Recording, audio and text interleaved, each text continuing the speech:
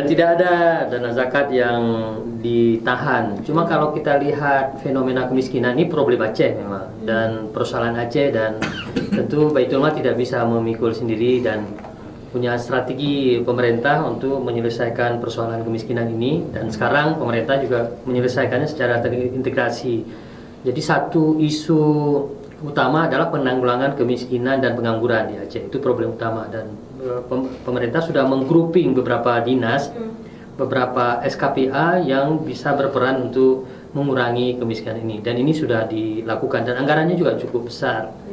Tapi problem kemiskinan kita kan juga tidak ringan. Misalnya kalau kita baca kedalaman kemiskinan di Singkil misalnya, itu juga satu persoalan baru sangat berat. Kemarin berita PD Jaya juga ada persoalan kemiskinan. Tapi ini memang persoalan kita dan sedang diselesaikan secara bersama-sama, dan di sini ada kontribusi zakat juga dan kita bisa berperan.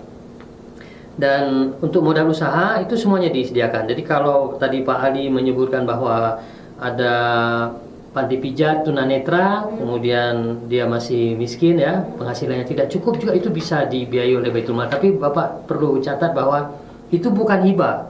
Tetap Baitul Mal mendampingi, membantu pengelolaan dana dalam bentuk pinjaman tanpa bunga, sehingga itu dipelajari oleh Baitul Mal. Dan tahun ini sudah mulai serius lagi, Ustaz Armiadi, bahwa Baitul Mal mulai menambah cadangan atau tambahan modal usaha, menyediakan modal usaha dari sumber infak untuk zakat produktif ini, atau ZIS produktif, zakat infak sedekah produktif ini.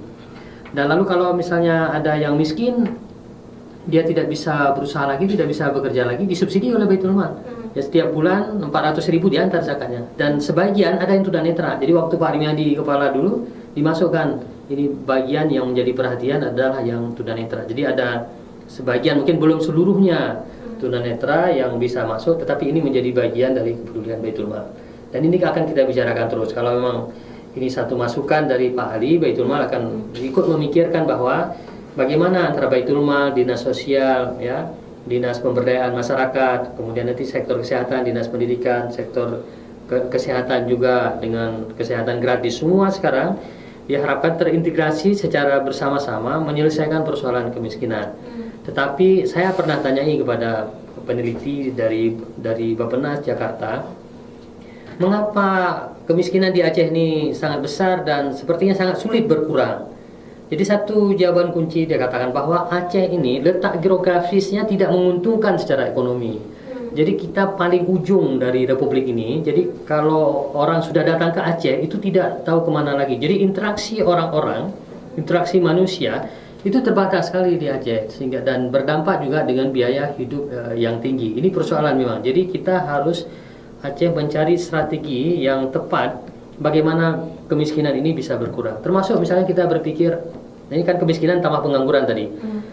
Ada perguruan tinggi yang mengeluh bahwa alumni kami tidak tertampung menjadi PNS misalnya. Alumni kami tidak bekerja, alumni kami ada yang masih menganggur. Nah, untuk ini kita kan juga harus memperkuat SDM-nya, dia supaya bisa mencari kerja di luar Aceh. Sudah setingkat itu diskusinya. Kalau ini sudah sumpek di Aceh, tidak bisa cari kerja lagi, tidak bisa menampung tenaga kerja, maka kita harus punya keunggulan SDM yang bisa bersaing di luar Aceh, dan kalau perlu di luar negeri. Nah, kemiskinan juga seperti itu. Nah, itu tentu kita misalnya apa problemnya? Dia perlu modal usaha. Untuk yang sudah punya usaha dulu, kita sediakan modal usaha.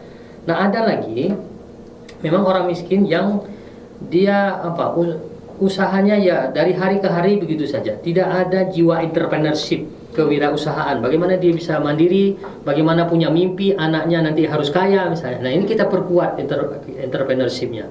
Kita perkuat semangat kewirausahaannya. Nah, jadi tidak semata-mata seolah-olah menyelesaikan kemiskinan dengan bagi-bagi uang. Tidak seperti itu. Malah kalau membagi-bagi uang dalam bentuk hibah itu justru memelihara kemiskinan. Jadi orang miskin itu tidak punya etos kerja, semangat untuk bekerja, semangat untuk memiliki keterampilan, semangat untuk menularkan mimpi kepada anaknya supaya kaya sesuatu waktu. Tidak bisa seperti itu. Jadi ada mispersepsi, ada persepsi yang tidak tepat ya dalam masyarakat kita, seolah-olah membagi-bagi uang kepada orang miskin ya dia akan keluar dari kemiskinan. Tidak bisa. Nah, Baitul Mal makanya memilih strategi yang beberapa tahun ini yang sangat tepat menurut kami ya, bahwa anaknya yang sekarang kita pastikan harus kaya, harus mandiri, harus bisa keluar dari kemiskinan.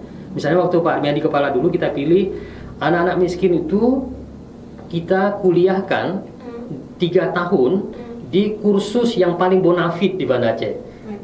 Karena masih tingkat 2 dia kuliah, dia sudah dilamar untuk bekerja, masih magang, dia sudah dibilang dah kamu kerja di sini saja.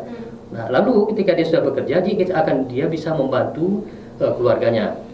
Oke lah keluarga yang masih miskin. Tapi si anak tadi yang sudah tamat D3, punya keterampilan, sudah bekerja, lalu kemudian dia menjadi profesional di bidangnya, kemudian dia menjadi wajib zakat. Ya, kalau dia sudah wajib zakat, menurut kami sudah kaya.